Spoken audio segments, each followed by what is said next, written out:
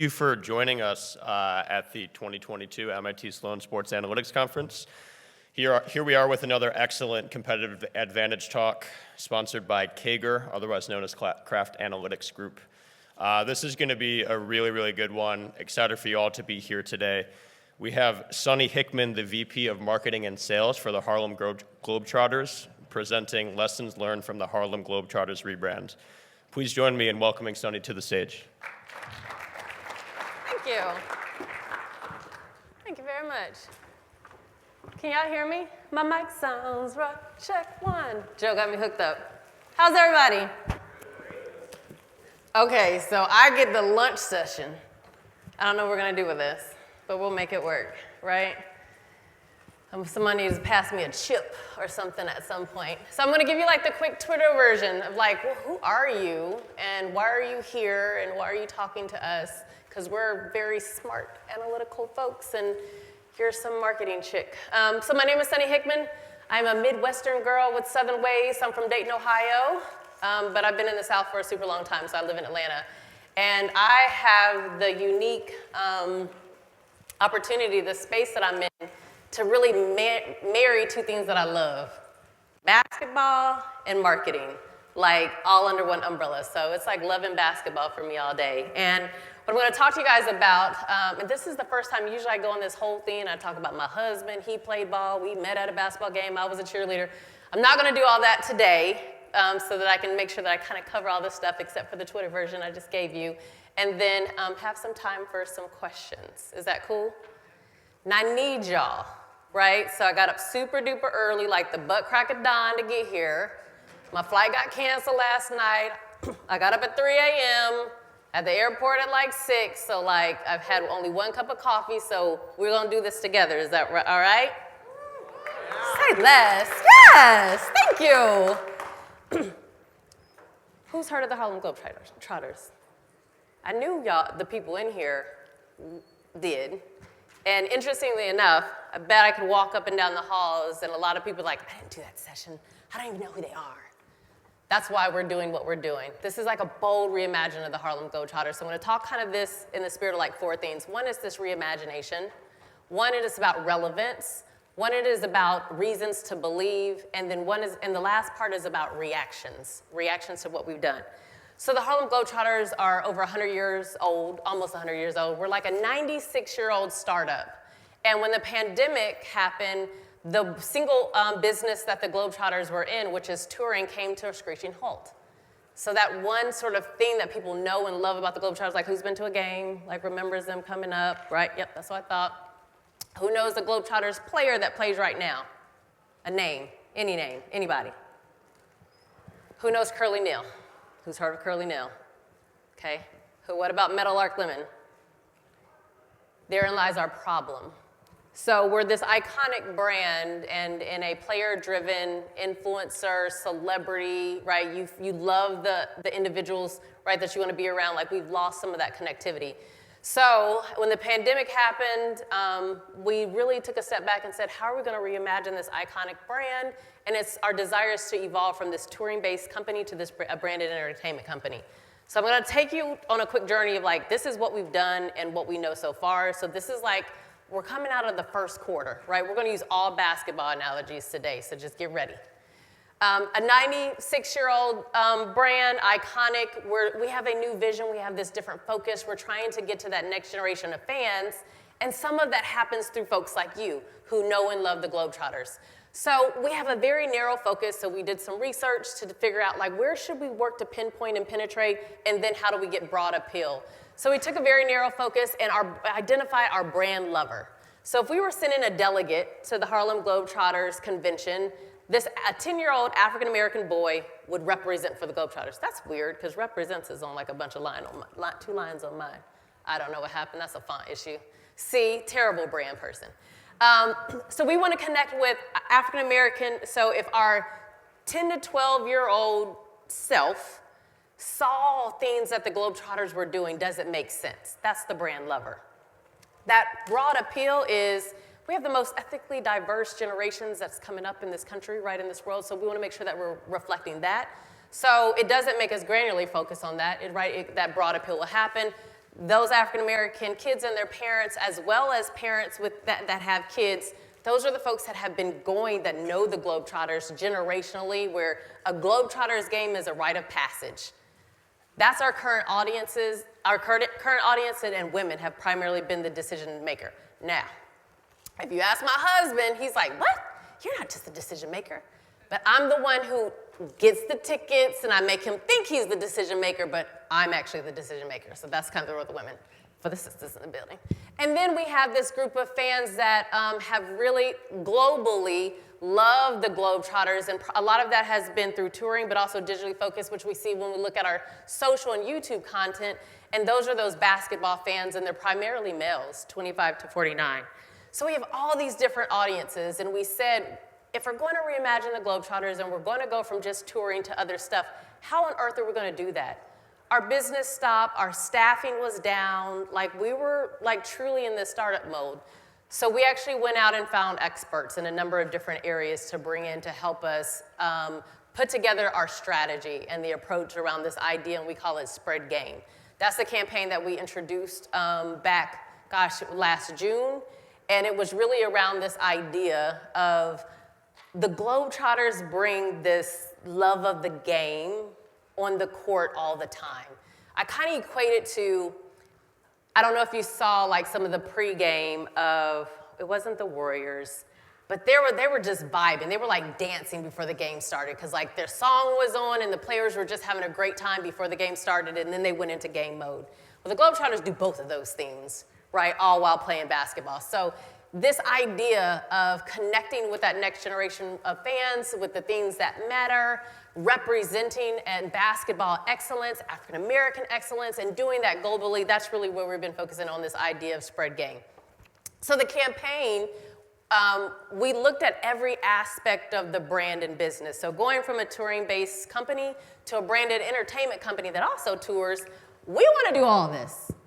It's about content. Right? It's about the ways where if you want to engage with the Globetrotters 24/7, 365, and however that is, that's the places that we want to be.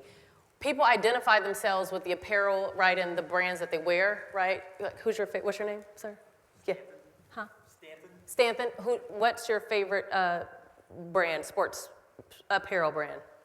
Nike. So you recognize identify yourself with Nike, me too. And we want individuals, like if you put on a Globetrotters t-shirt or sweatshirt, that's because something is resonating with you or you think it's fresh. So we're looking at content, licensing, retail, our players as stars. No one knew the name of not one single Globetrotter today. That's a disconnect because we're missing that relationship, and that's one of the areas that we're focused on. So we did all these things, and we brought in a team to help us figure it out. Uh-oh, I'm getting trigger happy. Okay. So the relaunch strategy, it's been 3 phases. We started out with like this phase 1 of how we kind of create a disruption, shake things up. We've been dormant for almost over a year, right, where touring hasn't been happening. So it's like the Globetrotters establishing their place in space so that we're getting back into the conversation.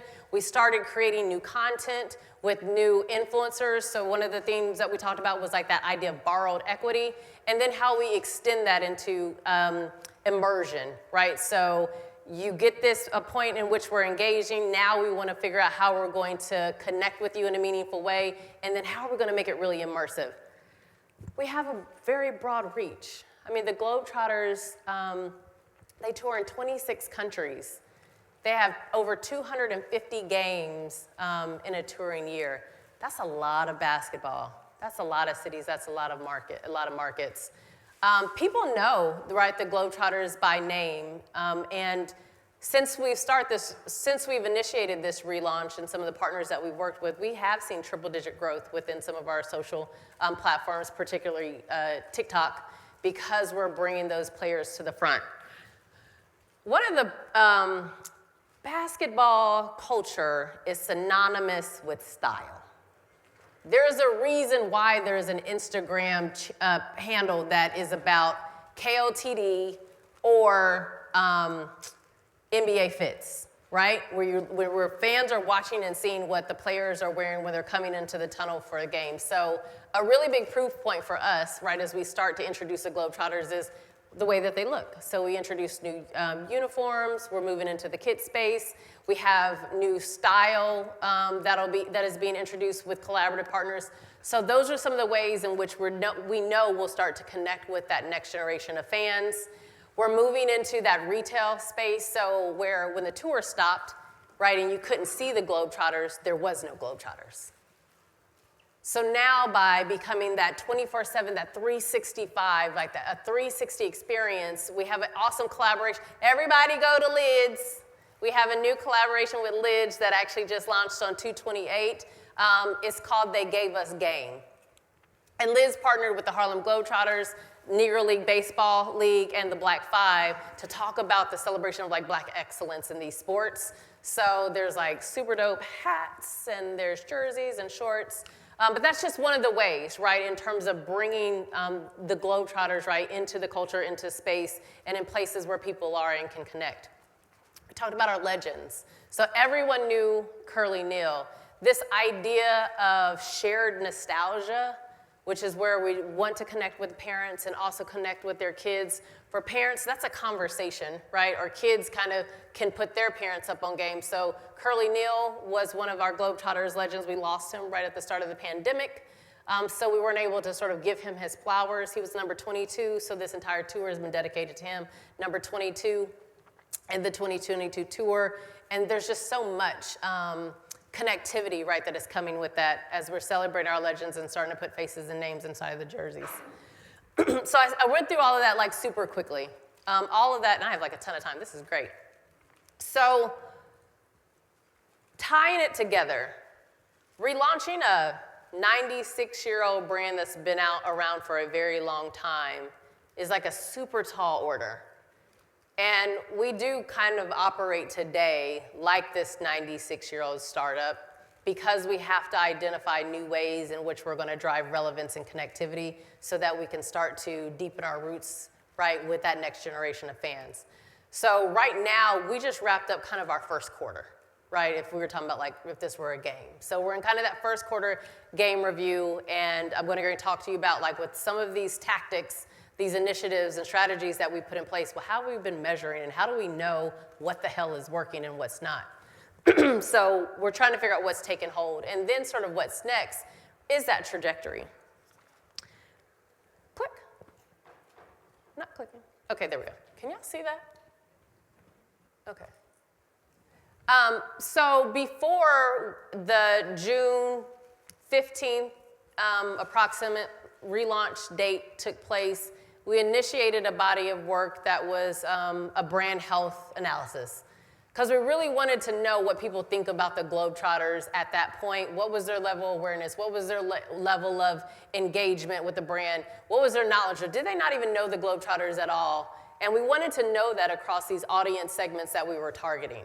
So we initiated that before the relaunch occurred, and we're just finishing the second wave of that research. And then what I have in here are just some of the initial findings that are just fresh as of January from that research. So the brand health of the Globetrotters from when we relaunched, when we stepped out and created this cultural disruption, the Globetrotters, thinking about our history and sort of announced and shared that like the Globetrotters, if the NBA is looking to expand, we would love to be one of those expansion teams. And the response to that and the social response that we got from fans, how that took hold. We did a huge collaboration with Snoop Dogg, who Snoop loves the Globetrotters, right, to start to break through and connect closer with fans.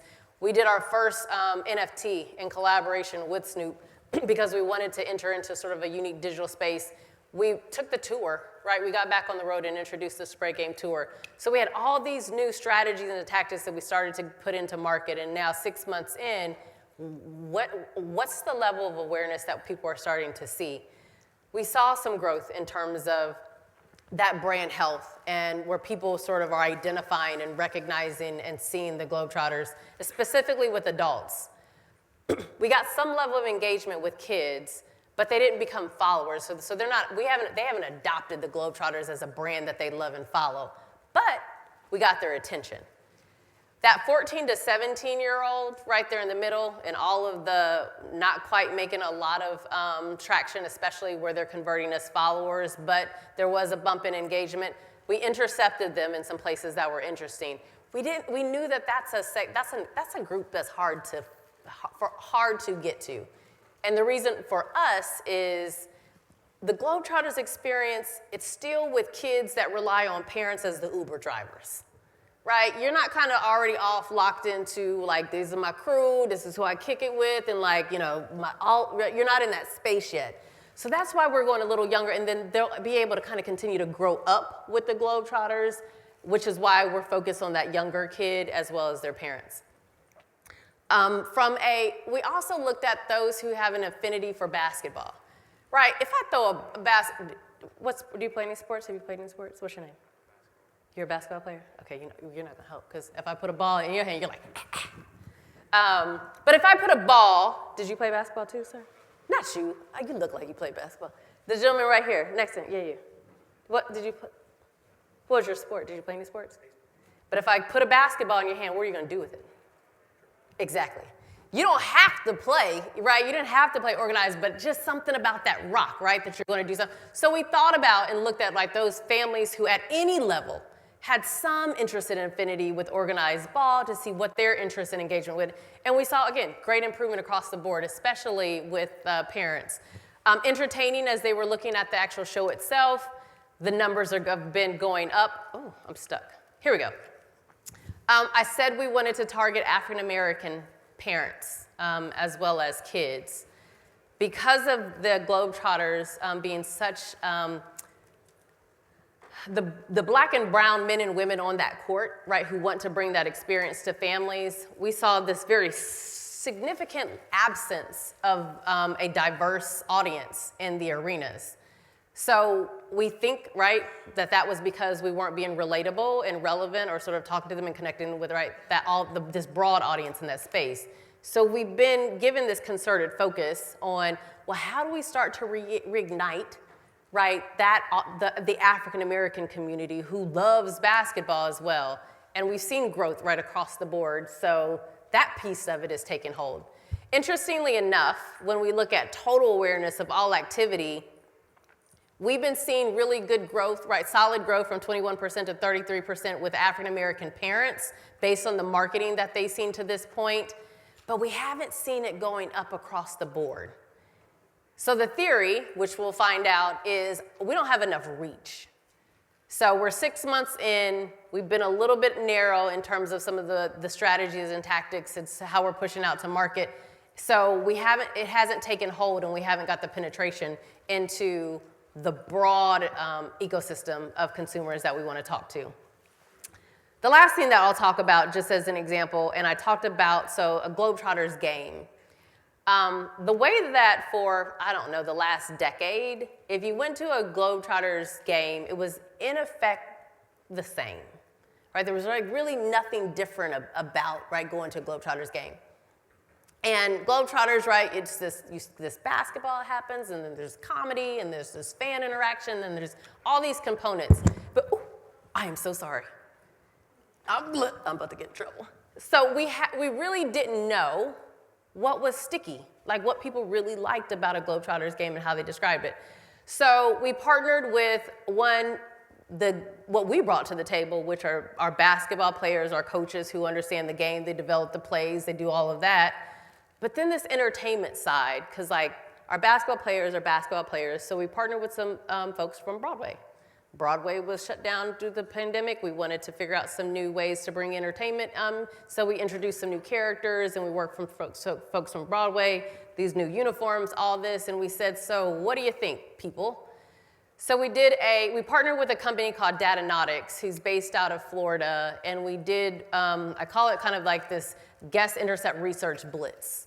And we utilized in-game and asked fans, what do you think, what's resonating about this experience? We had already done NPS surveys post-game that would go out via email and like, once you're home, you might think about it or not, and then, people will respond that way. But our conversion rate and completion rate were so low that we couldn't get any material insights. One of the gifts of the pandemic, everybody uses QR codes. Like, everybody, right? Who has not used a QR code in the last year? I thought they were dead. I know half of y'all did too, but they're not. So we did this intercept research in game, and from our jumbotrons, we got more than 12,000 survey respondents. We asked them like 5 or 6 questions to get a good understanding of like what is really resonating. So of those inputs that came in, there's a tool that's called Anna, and it takes those, and all these were open-ended questions. So we're getting all of these verbatims from guests in their own words. I love the basketball. I love the fan interaction. I love it when they dunk. I like the crossover. So all of these verbatims that we were able to sort of put into this tool and then identify the themes that resonate with the customers around that. And then we were able to put a hierarchy. We had 3 teams that were touring at the time of this research. We were able to look across all of the 3 different units to identify what are things that are consistent with how they execute. What are the things from a fandom standpoint that we see across the board? And then the outputs, what we're able to extract from that is now that's going to inform what we do off court. So as we continue to advance our YouTube, our digital strategies, and we're creating content and pushing out through that engine, now we have some real life verbatims that we've been able to get through our data analytics research. We have a better understanding of like what the show experience is. Of those 12,000 fans that responded to the survey, 7,000 opted in.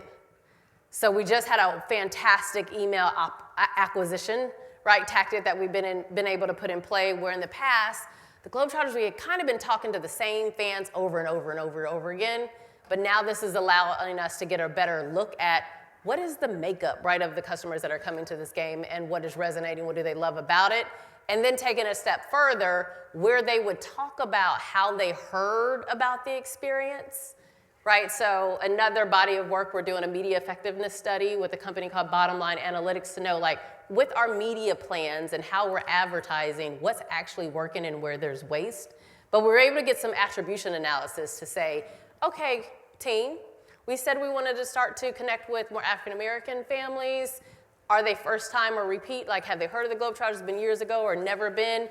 What are the strategies, what are the channels in which you're connecting with them the most? And we were able to see that, all right, social media, our TikTok has gone ham. It's gone crazy. Triple-digit growth month over month with some of the new content and the targeting that we've been doing in TikTok. Well, our 37% of those who were participating in the survey say that that's how they found out about the Globetrotters coming. So we're using really insights, These insights that are actionable, that are validating and ensuring that, one, this is like a 2-year relaunch strategy. Now we're going into second quarter, and we're on our road to 100. So in 2026, it's hard to say, the Globetrotters will be 100 years old. And we want to position this brand to be here to be relevant for that next generation of fans, and these are some of the things that we're employing to get there. I'm complete. Questions? Oh, I didn't do good. We got 3 minutes. I'll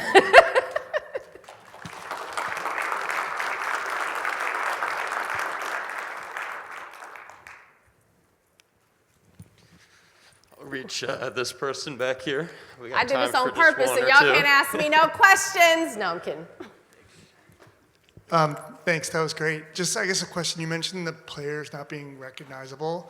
Do you think that you'll build personalities that we'll recognize, or are you going to attract personalities who may be recognizable from prior to their Globetrotters and kind of bring them into the Globetrotters to kind of build the presence of the new brand? Great question. We've developed some strategies around elevating our players as the stars that they are on and off the court, at both their personal brands and them as Globetrotters. So previously, you would only identify yourself as a Globetrotter, not that my name is Latif Jet Rivers and I am a Globetrotter.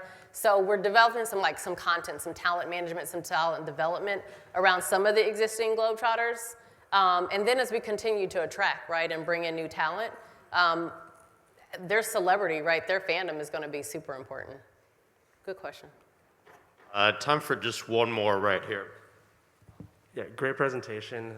Hypothetically, if just a bunch of money fell out of the sky into your lap, where would you prioritize allocating those resources to? Is it new marketing campaigns, strengthening the reach of the younger generation, or a combination of all of the above, if that makes sense?